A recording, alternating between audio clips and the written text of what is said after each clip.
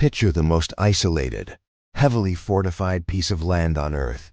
A place where military might faces not just an army, but an entire nation engineered for self-destruction for anyone who dares cross the line. When we talk about the impossibility of invading a nation, we usually look at air power or naval reach. But an attack on the Democratic People's Republic of Korea, North Korea, presents a unique, three-layered deterrent that military planners call a guaranteed catastrophe. It's not just about the supreme leader. It's about the terrain, the tunnels, and the overwhelming, immediate firepower aimed at neighboring capitals. If a superpower were foolish enough to attempt an invasion, the nightmare begins immediately at Layer 1, the artillery beachhead.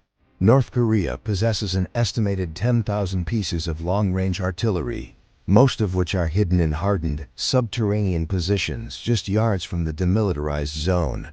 These are not relics. They are actively maintained, ready to fire. The threat here is precision and volume. These guns are capable of launching hundreds of thousands of shells onto Seoul, a city of over 10 million people, within the first few hours of conflict. No air defense system can stop that kind of initial saturation. Any invasion force landing on the peninsula faces immediate, devastating counterfire aimed at support bases and staging areas. But what if air superiority could neutralize that threat? That brings us to Layer 2, the underground war. North Korea hasn't just built defenses above ground. They have spent decades building the world beneath their feet. Intelligence estimates suggest the DPRK has dug over 10,000 tunnels, many large enough to move tanks and fully equipped mechanized units undetected. These aren't just basic trenches. They are hardened, protected routes.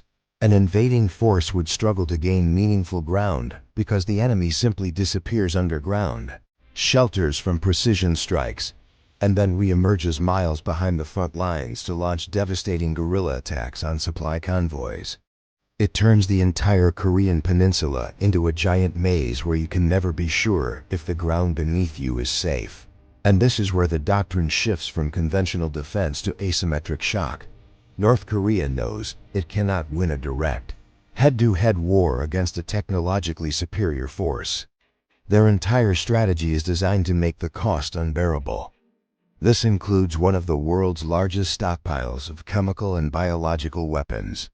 While highly condemned, the mere threat of their use forces an invading army to divert massive resources to specialized NBC, nuclear, biological, chemical, protection and decontamination, slowing them down and adding immense logistical friction.